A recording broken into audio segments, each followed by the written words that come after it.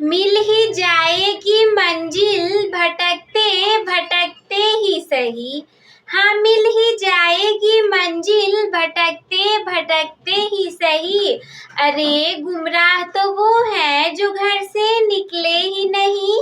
Hello dear students, I welcome all of you at my channel, and in this video we will discuss about blood. Somebody has started thinking that blood, I don't like blood, and somebody has started thinking that, oh, blood, it is very interesting topic and I should read about it. So yeah, I think इसीलिए मैंने सोचा कि मैं आप लोग को blood के बारे में बता दूं। और हमारे इस दहाड़ 1.2 बैच में लगातार आप लोगों को कक्षा 10 के गणित, विज्ञान, हिंदी, इंग्लिश तैयारी करवाई जा रही है। लगातार इंग्लिश की वीडियोस इस समय रुकी हुई है, लेकिन फिर भी वो भी अब चलाई जाएंगी। फिलहाल में तो मैथ की वीडियो हमारी लगातार चल रही है, उसके बाद हिंदी की फिलहाल इस समय, और इस बायोलॉजी की यानी कि साइंस की वीडियो चल रही है, तो आप लोग को सारा देख लेना है। देखिए आप लोग को ना मैंने इसके पहले सर्कुलेटरी सिस्टम में बहुत ही अच्छे से हार्ट के बारे में डिस्क्राइब कर दिया था। तो हार्ट तो हो गया हमारा, पर सर्कुलेटरी सिस्टम में अगर ब्लड के बारे में ही नहीं जाना तो हमें मतलब पता ही नहीं है उसका। आप सर्कुलेटरी सिस्टम पढ़ लिए, आप ब्लड के बारे में जाने ही नहीं। तो सबसे पहले देखिए, जो ब्लड होता है उसकी स्टडी को हम क्या कहते हैं, यानी कि जैसे हम जीवों में जो स्टडी करते हैं वो हमारा जूलॉजी, बायोलॉजी, और पौधों प्लांट्स में स्टडी कर लिए तो बॉटनी कहलाता है। वैसे ही जब हम ब्लड के बारे में स्टडी करते हैं तो वो सेरोलॉजी या फिर हीमेटोलॉजी कहलाता है। तो वैसे तो ये आपकी एग्जाम में नहीं आने वाला, बट हाँ नॉलेज के लिए मैंने ये वाला आप लोग को एक लाइन बता दिया है। इसके बाद कोई पूछेगा कि दीदी ब्लड कैसा होता है, तो ब्लड ना प्राकृतिक कोलाइड होता है और ये संयोजी ऊतक भी होता है। अब कोलाइड्स क्या होते हैं ये आप लोग हमें कमेंट बॉक्स में बता दोगे। वैसे तो आप लोग को पता ही होगा कि कोलाइड्स कैसे होते हैं। और इसके बाद देखिए, कोई पूछेगा ना कि आप ये भी बता सकते हो कि ये एक संयोजी ऊतक होते हैं। अब ब्लड का निर्माण कहाँ पर होता है, तो ये वाला आप लोग को नहीं याद रखना है, ये वाला याद रखना है, बाकी मैं दोनों बता दे रही हूँ। देखिए जो हमारा ब्लड है ना, इसका निर्माण दो जगहों पर होता है, वो 2 कंडीशंस में होता है। एक, जब बच्चा भ्रूण रहता है, भ्रूण मतलब माँ के गर्भ में रहेगा, तो उस समय उसके अंदर जो ब्लड का निर्माण होगा वो लीवर में होगा। लेकिन जब वो बाहर आ जाएगा यानी कि ह्यूमंस बन जाएंगे, इंसान बन जाएगा, तो इंसानों में, वयस्क मनुष्यों में जो ब्लड का निर्माण होता है वो होता है बोन मैरो में यानी कि अस्थि मज्जा में। भ्रूण मतलब आप लोग समझते हैं वो बच्चा जो कि जन्म न लिया हो, जन्म नहीं लिया यानी कि वो पूरे 9 महीने तक जितना है उस समय उसको भी तो ब्लड चाहिए होगा। अरे वो भी तो बाद में पैदा होगा ना, इंसान ही बनेगा ना, तो उसमें ब्लड का निर्माण लीवर में हो जाता है। और जो वयस्क मनुष्य रहते हैं उनमें बोन मैरो यानी कि अस्थि मज्जा में निर्माण हो जाता है। और ये निर्माण तो हो गया, लेकिन अब ये स्टोर कहाँ पे होगा, तो स्टोर होता है ये स्प्लीन यानी कि प्लीहा में। और इसी स्प्लीन यानी कि प्लीहा को ही ना हम ब्लड बैंक भी कहते हैं।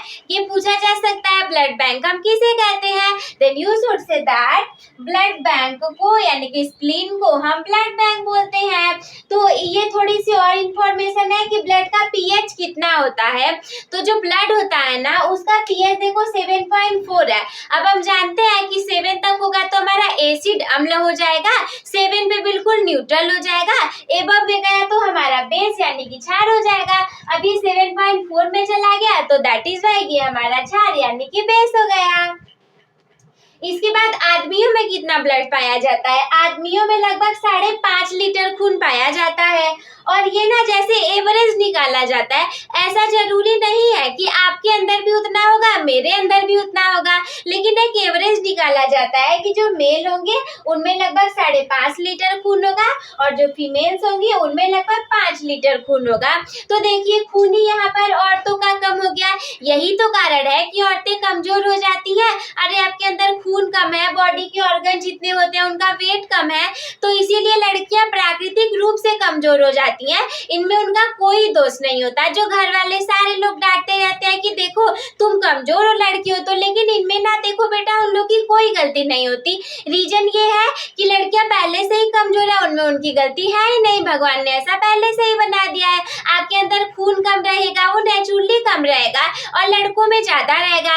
आपके अंदर जो बॉडी ऑर्गन्स है उनका वेट कम रहेगा और लड़कों में ज्यादा रहेगा। तो इसीलिए जो कठिन जो हार्ड वर्क्स होते हैं वो लड़कों को, आदमियों को दिए जाते हैं कि आप ये कर लो। जैसे ही हमारे घर में ये कोई बहुत ज्यादा वजन वाला वस्तु है और हमें उठा करके रखवाना है तो हम बुलाएंगे पापा को, भैया को, चाचा को, चाचू को, मतलब कोई आदमी रहता है तो हम बुलाएंगे आओ आप रख दो।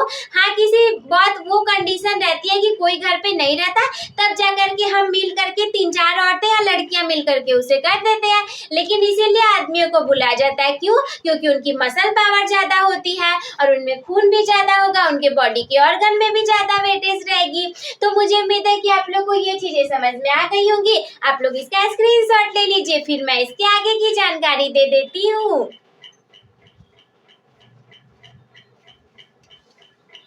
So guys, further we will discuss about that रक्त परिसंचरण की खोज किसने की थी। ये तो आपके एग्जाम में एमसीक्यूज वाले में आता ही है, क्योंकि आपका जो एग्जाम है उसमें 20 तो एमसीक्यू आने ही है। तो क्या पता ये भी उसमें पूछ लिया जाए। अब कहने को मतलब होने को तो कुछ भी हो सकता है। तो रक्त परिसंचरण तंत्र की जो खोज है वो विलियम हार्वे ने किया था। ये मैंने आप लोग को सर्कुलेटरी सिस्टम हार्ट वाले में भी बताया था। तो अगर कुछ लोगों ने उन वीडियो को नहीं देखा होगा तो इसमें आप जान लीजिए कि रक्त परिसंचरण की खोज किया था विलियम हार्वे ने। और जब हम ब्लड के कार्यों की बात करेंगे, अब अगर खून हमारे शरीर में बह रहा है तो कुछ काम तो होगा ही। ऐसा तो है नहीं कि बिना काम का है। अगर खून का काम ही नहीं होता तो ये बहता क्यों शरीर में? इसे तो होना ही नहीं चाहिए था। अगर है तो इसका मतलब कि ब्लड का कुछ काम भी तो होगा ना। तो ब्लड के कार्यों की बात करें तो सबसे पहला है कि ताप का नियंत्रण करना। सबसे पहला नहीं, हम आगे पीछे भी लिख सकते हैं। वैसे तो मैंने ताप नियंत्रण पहले नंबर पर इसलिए लिखा है कि देखो मेरे एग्जाम में भी आया था और बहुत सारे बच्चों के एग्जाम में आता भी है।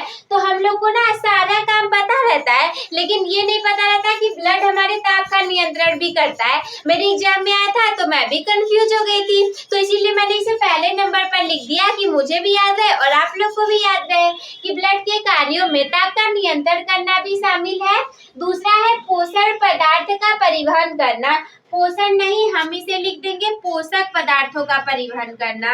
वी शुड राइट हियर पोषक पदार्थ का परिवहन करना। मिला जुला के आप एक वर्ड का यूज कर सकते हो, वो एक वर्ड है परिवहन करना। वो एक वर्ड है परिवहन करना।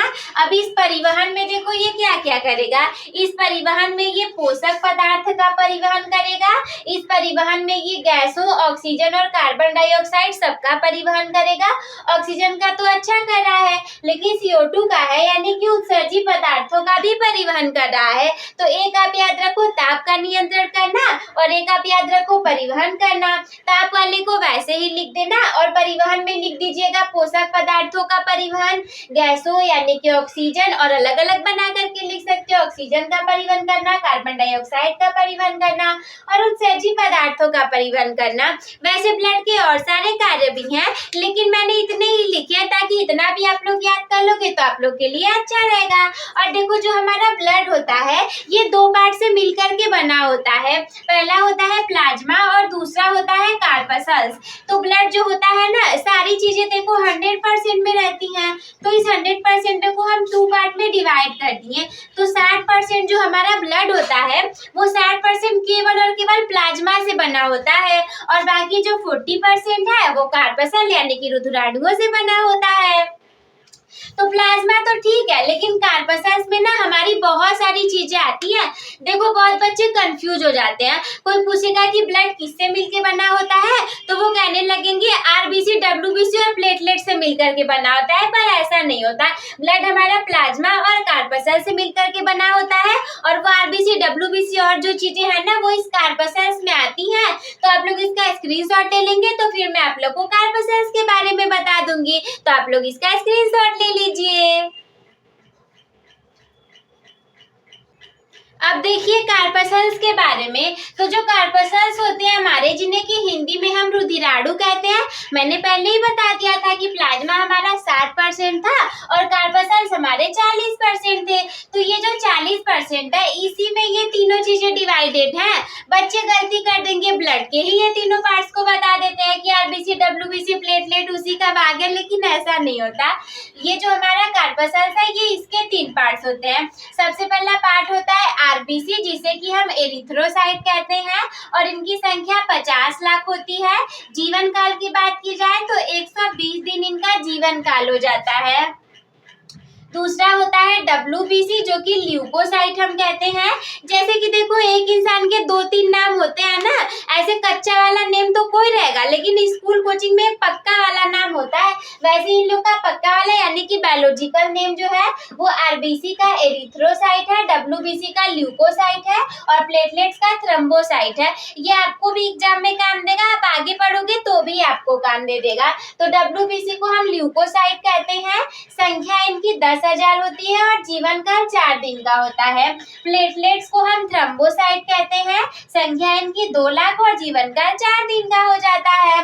तो ये देखो, ये जो तीनों है ना, 4 दिन और इधर 120 दिन, ये इनके जीवन काल है। ये क्या है? ये जीवन काल है। मैं लिख दूं, वरना पता चला आप लोग भूल गए और बोलोगे कि पता नहीं दीदी ने क्या बता दिया था। तो आप लोग इसका स्क्रीनशॉट ले लीजिए।